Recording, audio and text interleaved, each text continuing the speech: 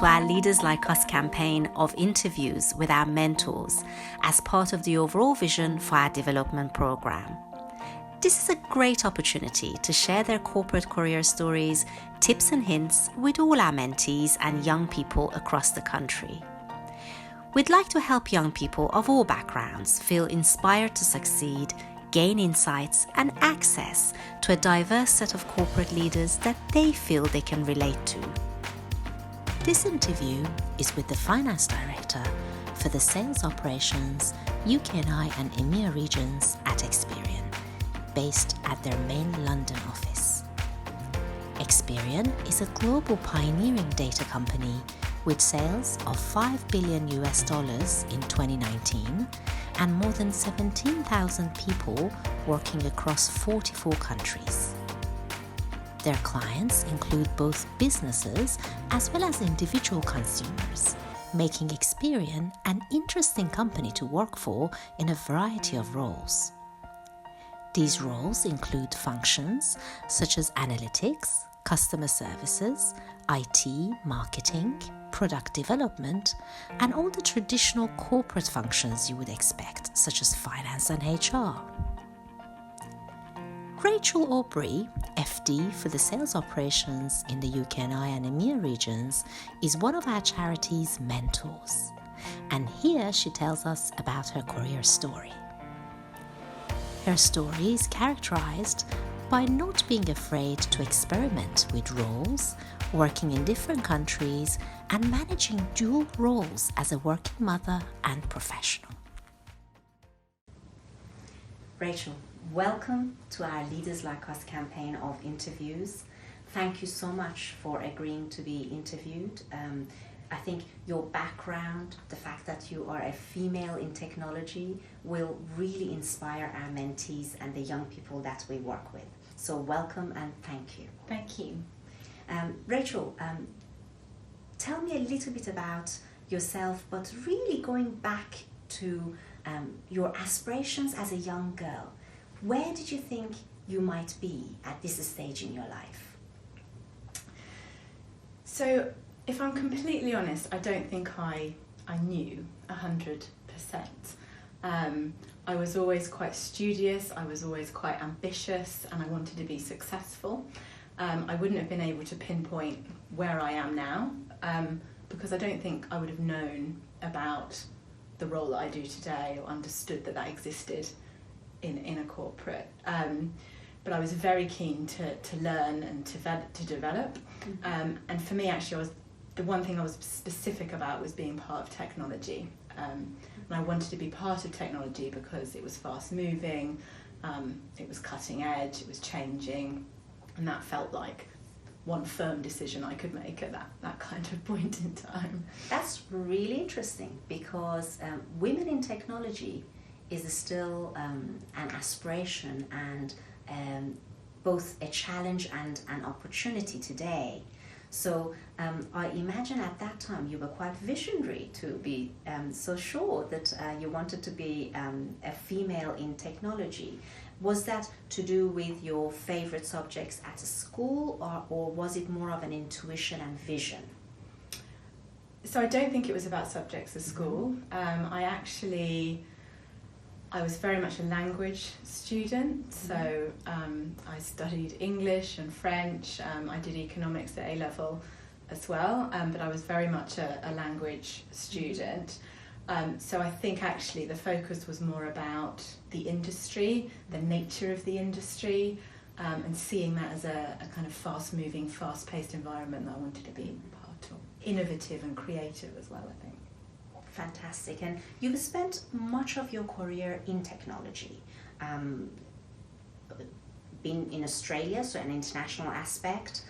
You've spent much of your career in Dell and Experian, which is very much a data and technology sector company. Yeah. It's grown and evolved exponentially. Has your career to date fulfilled those dreams and vision that you had? Yes, I think it has. I've taken on things that I never probably thought I would. Like I said, I don't think I would have understood some of the roles that I do today. I've worked in a great cross-section of different things. So I started a lot of my life actually in pricing and working on commercial constructs. That grounding has then fed through a lot of what I've done throughout the rest of the course of my career. At the core of what I do, I love people, I love being with people, I love managing people, and so it does fill my aspirations every day when I can, you know, be more and more involved in things like mentoring within my company, with you guys, working with my team, bouncing ideas off my colleagues. That's what makes me thrive, and kind of you learn as you go. And if there was one thing that you most find enticing about your job, what is it? It's the variety. So I would say it's the thing that creates the most stress for me as well. But equally, it's what motivates me and excites me. So if I reflect on what's one of Rachel's good days, it can be bouncing from some one-on-ones with my team where we're coaching and reviewing our progress. It could be being pulled into a complicated deal with the sales team where we've got to resolve something pretty quickly, maybe then presenting on another project, and probably something completely left field that I hadn't thought I was going to do in that day has popped in as well. And like I said, that's a stress, but I thrive on that, and I love to be able to reflect through the day and think, wow, I've touched on all these different elements, and I've made a difference actually to what's happening in the business today. I'm glad you touched on challenge and stress, and that you find that both exhilarating and healthily stressful. That is, of course, of relevance to people of all ethnicities and genders, but particularly as a woman, I know that you have a family. How do you juggle having a young family and what can only be described as a top, thriving career in an expanding company? So I think you've touched on exactly the word. It's a juggle, and I would say that no week is the same. My husband and I are very much working in partnership around the children and who's doing what. So normally it's a plan out life at the beginning of every week and work out who's doing what. I also think that just modern environment for work allows for it a lot more. So I have a lot of flexibility in how I work and where I work. And I think if you have an output-focused, deliverable type mentality, that's quite liberating in that environment. So, for example, next week, it's both of my sons have sports days at different times of the day. So I will work in the middle of that day. I'll probably catch up later in the evening, but I will get everything done. And my choice, though, is to be at sports day because that's an important thing for the children to be at. So I think it's about compromise on both sides of the equation, both from business and then Absolutely. from me. And as you know, as part of our Leaders Like Us campaign, we are interviewing a number of our charities, mentors, also with my own background in the corporates in GE, News Corp, EY. My observation is that most corporates, large and others, are fairly flexible these days and allow for that juggling and more of an outputs and outcomes mentality rather than inputs and hours. Yeah. So it feels that men and women can go on to have families and a good life while they have thriving careers. So that's really encouraging to hear another successful story along those lines. Going back to when you were young, the girls in particular today, what advice would you have for them in terms of what they can set up both in their personal life and their studies and careers from their young years, how they can set up their lives so that they can go on to fulfill whatever aspirations they have? What would I say? I think I would say the biggest thing for me actually for girls and young women is about confidence. So I think it's about creating challenge and ambition for yourself, but also about how are you creating confidence in what you do and how you deliver it. And I think it's very stereotypical, but I do think girls struggle with some of that confidence piece more than perhaps our male counterparts. So I would be looking for opportunities to build confidence in certain areas. I wouldn't be afraid to look at areas that are non-traditional, to question, to use intelligence and choose subjects that are different and slightly left field, to put yourself out there. And I think using lots of different sources to give you input and ideas into that. So I think you can take lots of snippets from lots of different people and work out what that means for you and how you want to progress and challenge yourself. Absolutely. And I think for me, your career is an example of how to make finance exciting, because you have brought a very healthy dose of commercial and customer perspective into a finance director role. What made you want to become a qualified accountant? I think you've done management accounting, and why you chose that path early on? So this will make you laugh, but when I left university, or probably when I was looking for my job, I thought I don't know what I want to do. I want to work in technology, but I don't know doing what. Mm-hmm. But I do know I don't want to be an accountant. I will never be an accountant. That's not what I will do. Yeah. So I actually joined CSC, which is a large US corporate, on a graduate scheme, and I circulated around lots of different areas from commercial HR to bid management, and did a session in pricing. And that pricing was very commercial, like you said, so it was thinking about the long-term implication of some of the big deals that we were signing, what did that look like from a profit perspective, etc. And I loved being part of that bid team, being involved in the negotiations. And at that point I had a great mentor and kind of coach within the company, and we talked about moves. And at that point I realised actually that becoming a qualified accountant would step me up into that role. I think it also gives you, it's not something anybody can ever take away from you.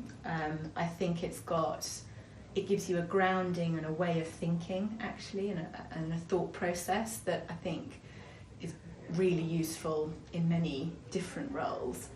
And actually the finance director at the time, who I indirectly worked for, sat me down when I was considering it and said, we always need business people with accounting and financial knowledge. And so I saw it actually as a way of opening many more doors rather than confining what I did. So that's why I made the choice in the end.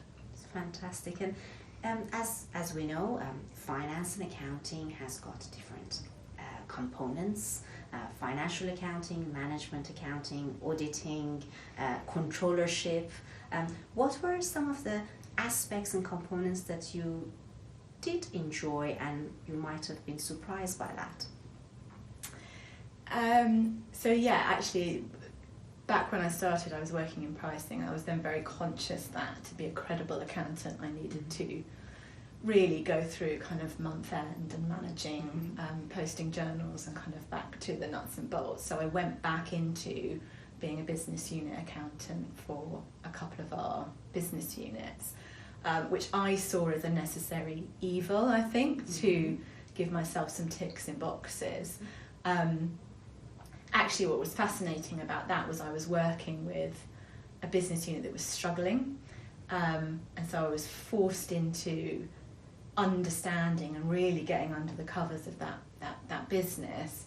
And so whilst the core of the piece was around how are we tracking, how are we closing the month, etc., actually it became very quickly much more business focused, and how could we do something different and how can we make a different outcome. Absolutely. So you could see the impact of your financial skills on the business results. Exactly. And you found that exhilarating. Exactly. I think for me, this is a case in point of how often we need to go a little off-piste actually and experiment, and we never quite know what we would discover. Absolutely. About what we enjoy, what we don't enjoy, what we're good at, what we perhaps aren't so good at. So for me, it's a tale in how a little bit of experimentation is a good thing. Absolutely. And I actually always say to my team as well, I think when you move roles or you take on a new role, even if it might be being promoted, it might be a lateral move across the business, I think if you don't sit back within the first month and think, oh my goodness, what have I done? I don't understand this. This is really hard and really overwhelming. You probably haven't challenged yourself enough. And I agree, you test out, this is good, or I've learned that. Absolutely. And looking back at your career to date, with everything around in your life, what has been the most challenging for you personally, and how did you overcome that challenge?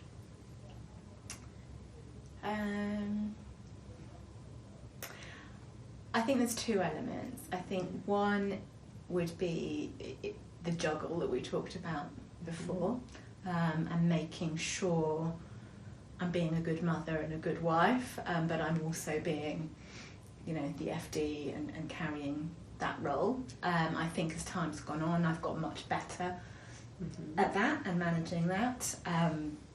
But certainly that's, I think, a big challenge and an ongoing challenge. I think the other one, and you alluded it to before, is being a woman in tech. And even now, actually, quite often I will be the only female in the room, or female of a certain seniority. In my early career, I often got mistaken for being the secretary or the person bringing the tea or whatever it was. And I think that's also an ongoing challenge. So I think for me, it's always about having absolute credibility in what I know and what I do. And then also just about how I carry myself and how I'm perceived in those environments. What would you imagine? What do you imagine a woman like yourself, who effectively is a pioneer as a female in tech, how do you feel the path that you have chosen will actually impact the next generation of girls wanting to do the same thing, going to technology? I hope in a couple of generations that I sit there with my grandchildren and they think it's crazy that was what it was like, right? I hope that's where it is. I think it's more and more common to have, working mums, and not just working mums in kind of entry-level jobs, but working mums in pretty senior positions as well. And I think the more that people see that, I hope that it's an inspiration for people that it can be done, and it can be done well, and that's not a compromise on family. Actually, it's about creating role models for our children. I hope that my boys see me and think, that's how it should be, and they create that in their own wives and their own children. I have no doubt. It will impact them, and I have to say that the same things motivate me with my children and the young people I work with. Often we reach a point where it's no longer about us, it's about the next generation. So often people say, can women have it all? I think it's important to distinguish between two things. Can women have it all? And I think from your perception and your experience, the answer is yes, you can have a family, a career, and contribute to your company, society. But can women do it all? Do they need to, in order to have it all, do they need to do everything themselves? It's a bit of a leading question. But no, and I think that's the biggest thing. And for me, actually, we talk a lot about women in business. We talk a lot about flexible working for women. To me, it's about flexible working for everybody. And it might be my requirement is because I've got got small children, somebody else's requirement might be that they've got ageing parents or parents overseas that they need to travel for, or whatever the circumstances might be. I think as women we create a rod for our own backs often, and we feel that we need to do all of it. But like I said, my husband and I very much share in who's doing what and the logistics of our children. He works from home quite a bit, which means he can do a level of stuff, and we, as I said, I think you sit down every week and we go, right, who's doing what, where are you, what do we need?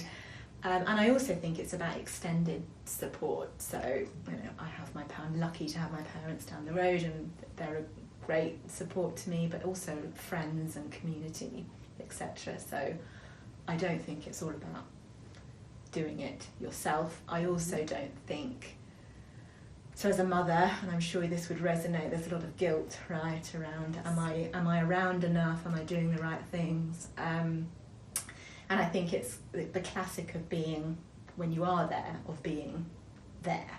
Absolutely. So not trying to work at the same time as trying to do something with my children. So no, this is your time, I'm going to sit and I'm going to do this with you, and I will pick up the work again in an hour when you've gone to bed. Absolutely. And I think it's difficult to generalize when it comes to gender, but it is fair to say that many men are good at that focus and compartmentalization. And I think my message to young women is that actually we can learn from each other regardless of gender, ethnicity, background. We can all learn from each other and if on average men are good at that compartmentalization and focusing on what they're doing right now, then let's learn that from them. As you suggested, when we are with the children, we really immerse ourselves in that. When we're at work, we need to focus on those outcomes, and doing justice by ourselves and our colleagues and clients. So that's a very, very positive message. And what do you imagine, going back to what Experian does, and I know that this is a fast-moving sector, there's digital disruption, data is really hot, consumer, customer, decision-making, everything that Experian's business really touches on is very much going through a disruption and fast pace and growth. But what do you imagine that a young person, male or female, starting their career at Experian today, what kind of a feel and career would Experian offer? So I think, as you touched on, Experian is growing and changing actually at an incredible rate. We're acquiring companies. We've got some great thought leadership in terms of where the company's going and what we're doing. If you think about the external world, data is the heart of everything we do. We're generating data at an incredible rate. Where Experian sits is, well, how do we use that? How do we use that to create great outcomes? And there's some, we have really cool stories around what we've done with police forces, or what we're doing with, the unbanked population in South Africa, and how do we help that population? So I think somebody coming in to Experian, I think we're in a wave, right, of something quite exciting. And I think if you came into Experian, you would feel that. Because of that, there's an intensity in Experian.